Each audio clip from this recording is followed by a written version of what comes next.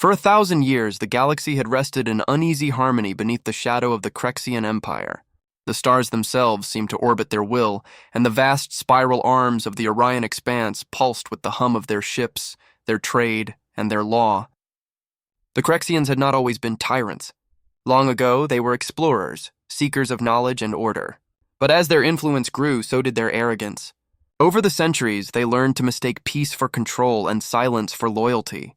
Every world that joined their empire did so under the illusion of unity, a unity enforced by the ever-watchful armada that drifted like steel ghosts across the heavens.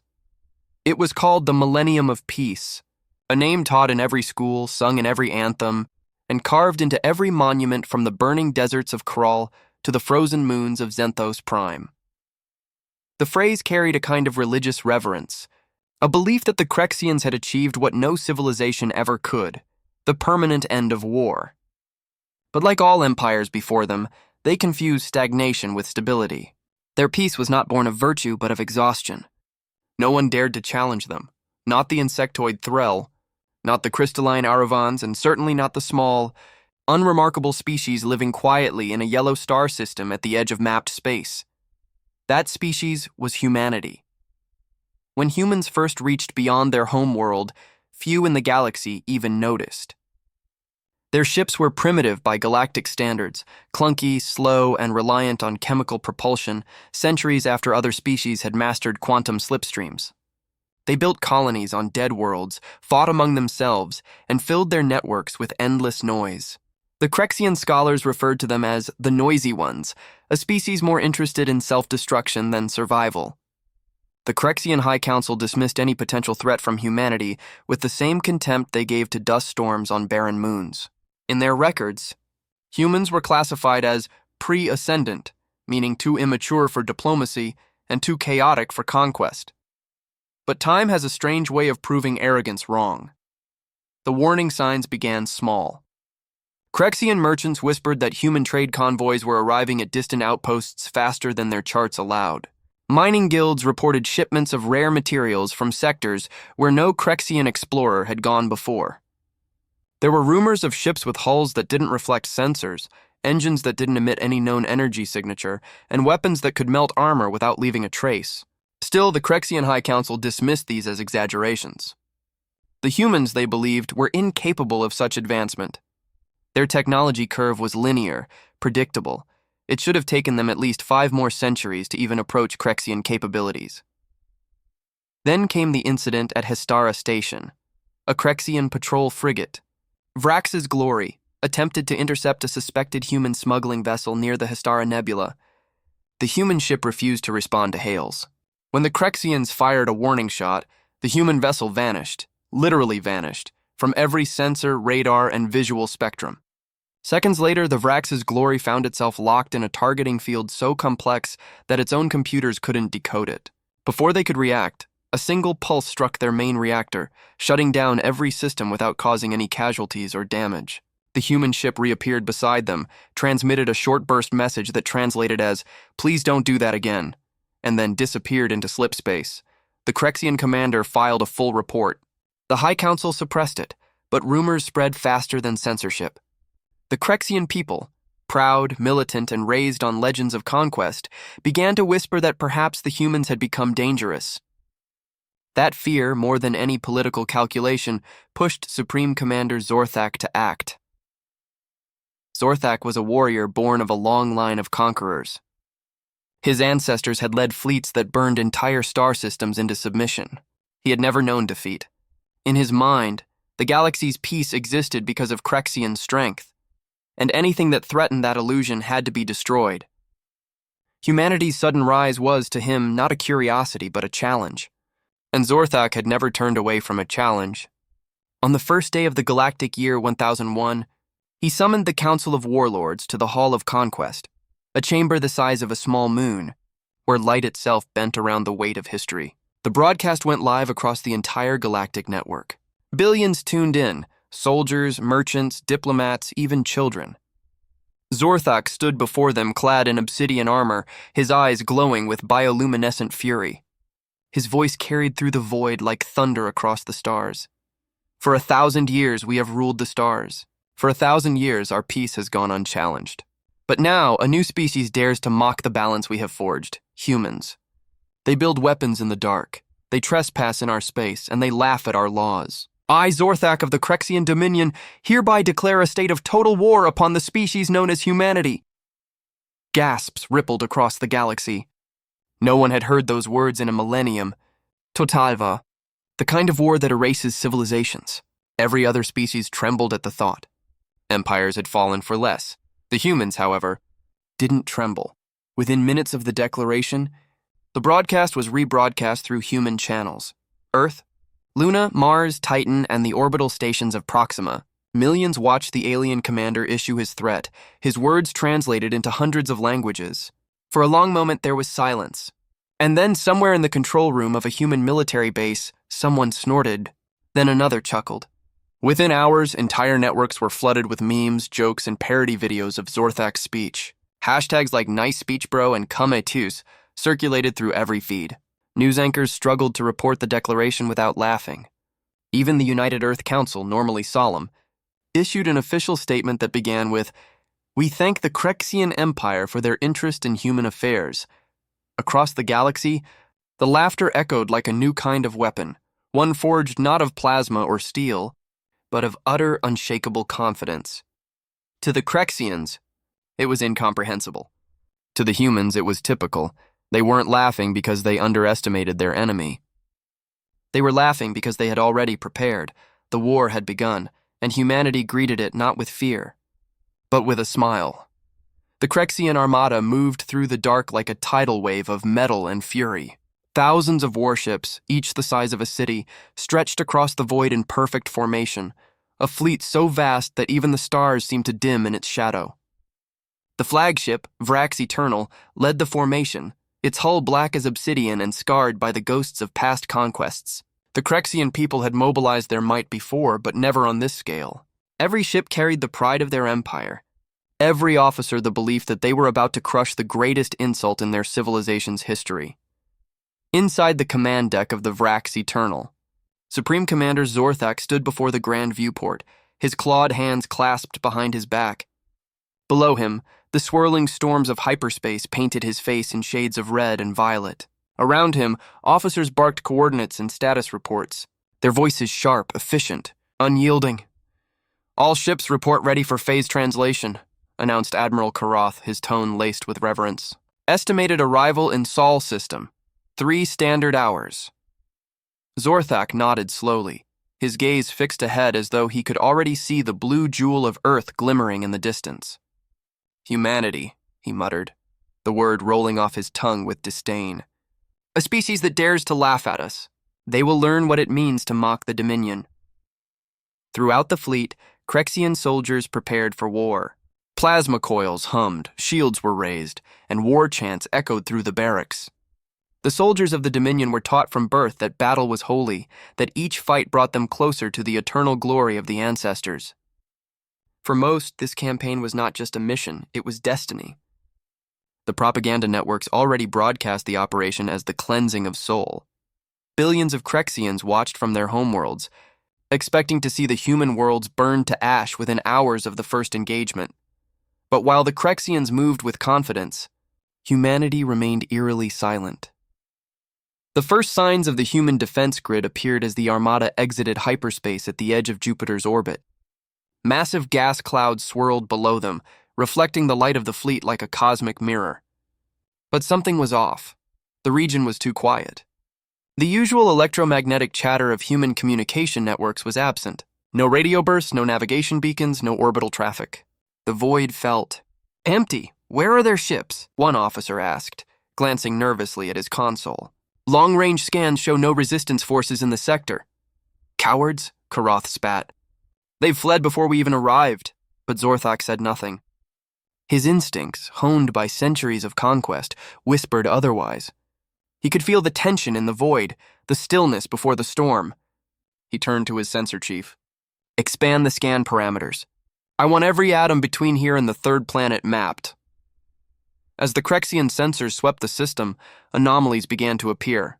Ghost readings, energy spikes that vanished when probed, gravitational fluctuations that didn't match any known celestial pattern. For every anomaly they detected, 3 more appeared elsewhere. It was as if the void itself was watching them. Then came the first transmission.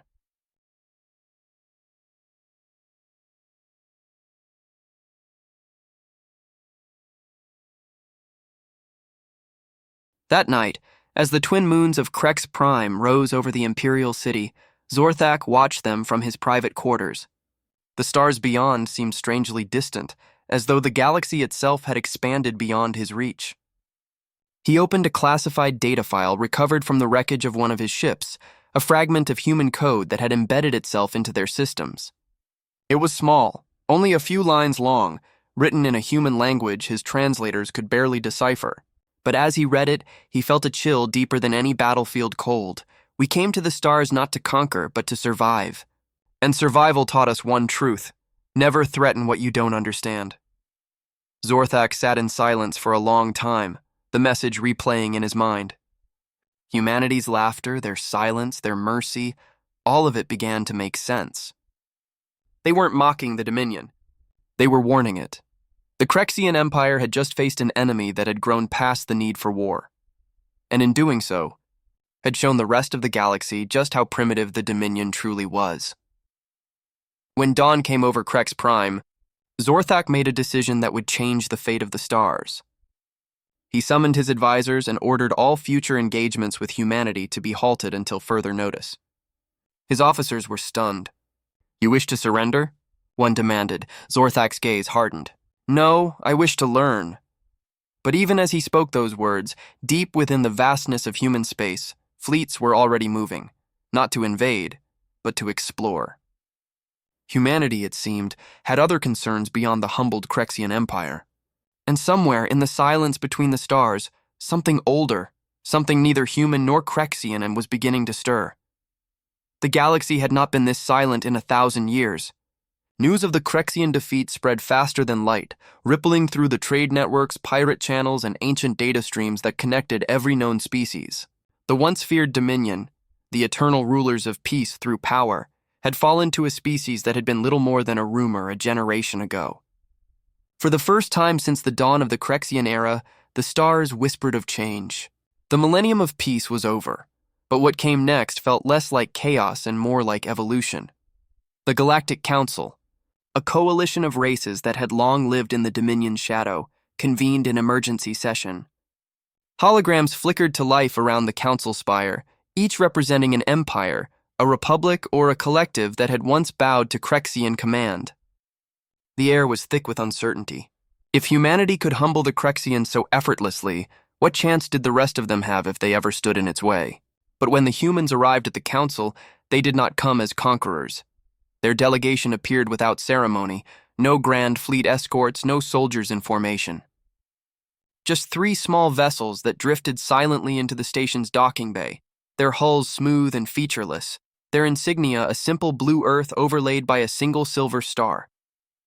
When the airlocks opened, the representatives stepped out in unadorned uniforms, men and women, some cybernetically enhanced, others seemingly ordinary. There were no crowns, no medals, no symbols of dominance. Just calm faces and quiet eyes that seemed to hold entire galaxies within them. Admiral Elena Reyes, the commander who had overseen the defense of Sol, stood before the assembled council. Her presence was commanding but strangely gentle, the kind of strength that did not need to be proven. When she spoke, her voice carried not through arrogance, but through absolute certainty. "Humanity did not come here to rule," she began. "We came because we understand what happens when power goes unquestioned. You call it peace, but peace without freedom is just a prettier kind of war. The Crexians believed their silence was order. We believed our laughter was rebellion. Maybe we were both wrong. Maybe the galaxy needs something new." Her words fell like a quiet storm. Even Zorthak, standing among the Crexian delegation, found himself listening without anger. He had expected mockery, demands, or worse, terms of surrender. But there were none. A Threll diplomat, her translucent wings quivering, leaned forward. "If you do not seek conquest, then what do you seek?" Reyes smiled faintly. "Understanding, cooperation, preparation." "Preparation?" another counselor echoed. "For what?" She tapped a command into the holographic console, and the chamber dimmed. A projection appeared above the table, a map of the galaxy. But beyond the familiar spiral arms, new markings pulsed faintly, like heartbeats in the void. These signals began 5 years ago, Reyes said, non-random patterns from beyond the galactic rim. We believe they're artificial and not ours, a murmur swept through the council. Even the most stoic species stirred. The outer rim had always been a mystery, a border no one dared to cross.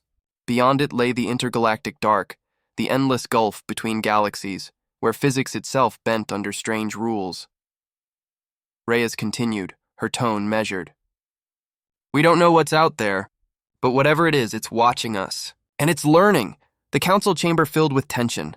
Zorthak's gaze drifted to the projection, his mind recalling the moment his fleet had been paralyzed by unseen power. The humans had wielded control like gods, and yet they spoke of threats greater than themselves. It was humbling. It was terrifying. Are you suggesting an alliance? He asked finally, his deep voice echoing through the hall. Reyes turned to face him. I'm suggesting survival. For the first time, there was no pride in Zorthak's eyes, only reflection.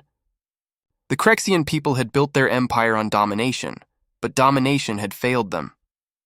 Perhaps, he thought, humanity's strength came not from conquest, but from the willingness to adapt, to unite, to prepare. He inclined his head slightly, a gesture that no Crexian had ever made to another species. Then the Dominion will listen. That simple sentence marked the turning point in galactic history. Over the following months, human envoys traveled to dozens of worlds once subjugated by Crexian rule. They helped rebuild devastated colonies, repaired failing reactors, and shared fragments of technology that left even the brightest alien scientists awestruck. But what truly amazed the galaxy was not humanity's power. It was their restraint. They shared knowledge selectively, carefully, as though aware that too much too soon could corrupt. They didn't demand allegiance. They offered partnership. And for the first time, former enemies began to talk, really talk, without fear of reprisal.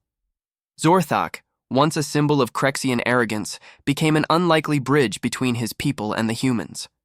He toured Earth itself, standing beneath the same blue sky he had once sworn to burn. He walked among children who played with drones that could outthink entire warships and engineers who spoke casually of bending gravity.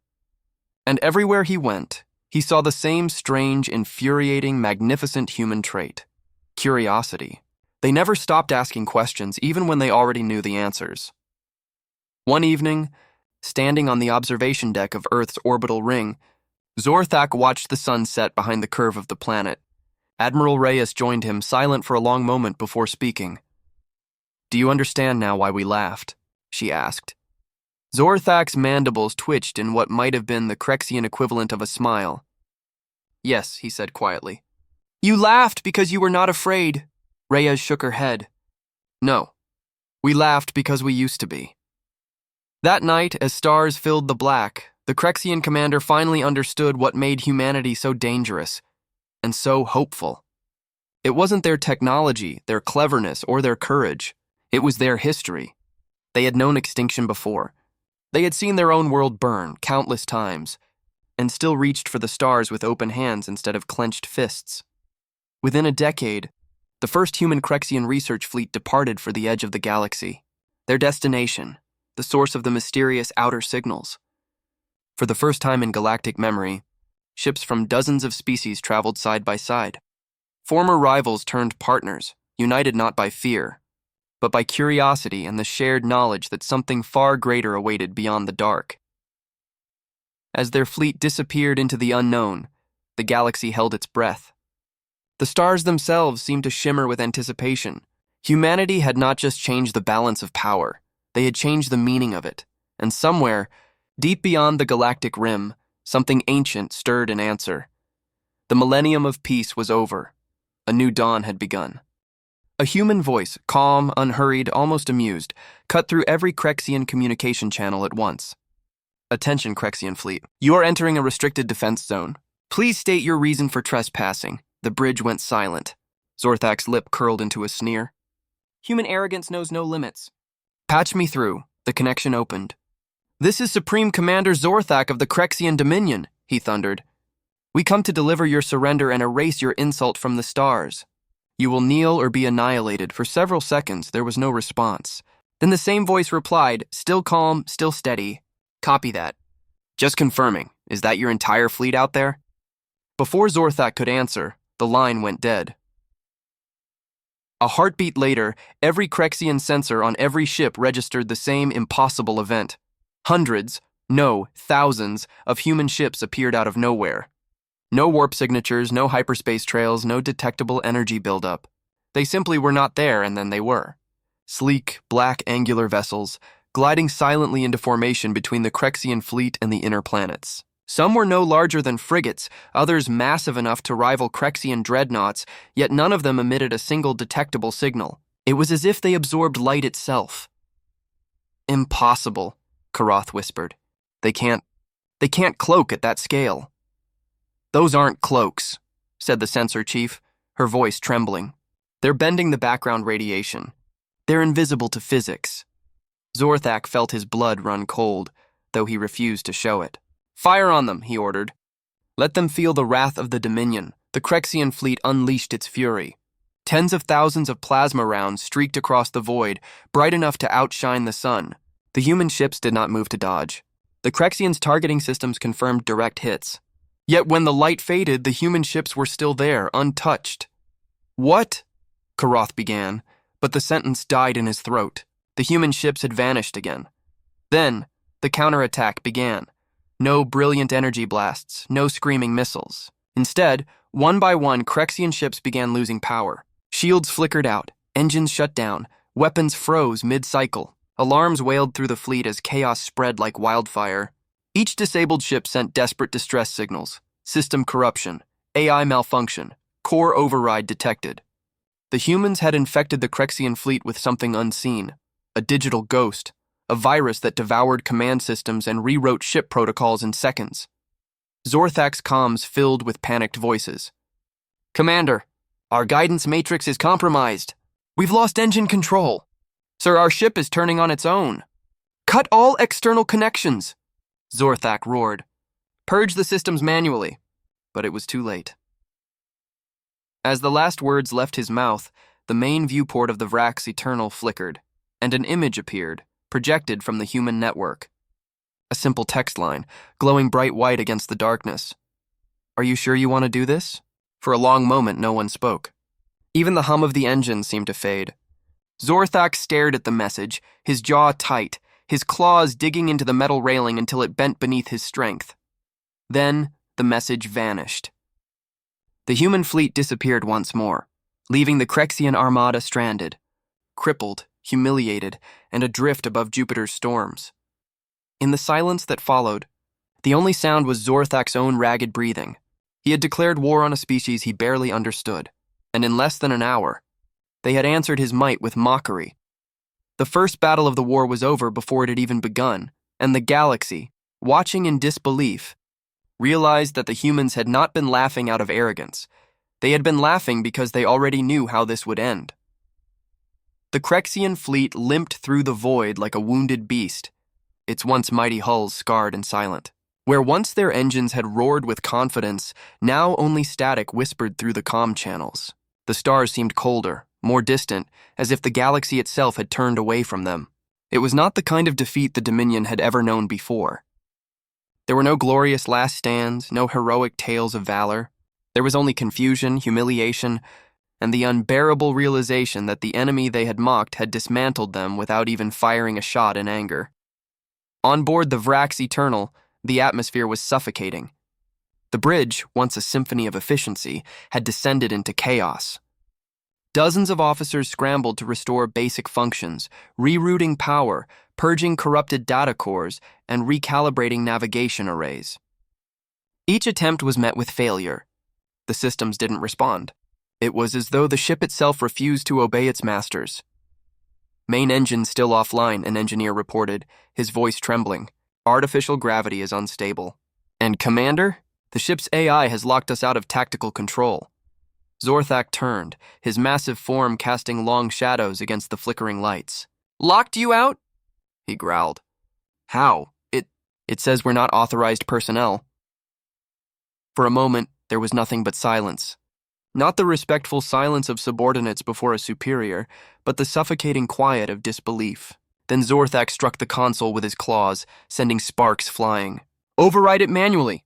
By the blood of the ancestors, I will not be humiliated by primitives. But even as his officers obeyed, the main view screen flickered to life once more. This time there was no human message, no text.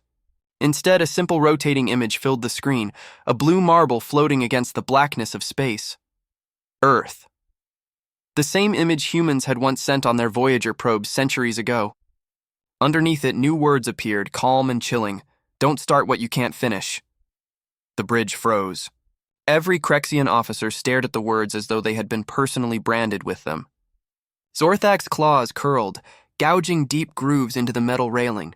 For the first time in his career, he didn't know what to say. Rage burned inside him like a star, but even that fire could not mask the truth. He had been outmatched. When the Dominion fleet finally regained limited power, their systems were a ruin of corrupted data and scrambled programming. Thousands of ships had been disabled in formation. Several had drifted too close to Jupiter's gravity well and been lost to the planet's crushing storms. The survivors could only activate distress beacons and attempt to retreat into hyperspace. It took hours to re-establish slipstream integrity, hours during which every Crexian officer was forced to confront the same terrible thought. They could have destroyed us. They didn't. The retreat was not a tactical withdrawal. It was a rout.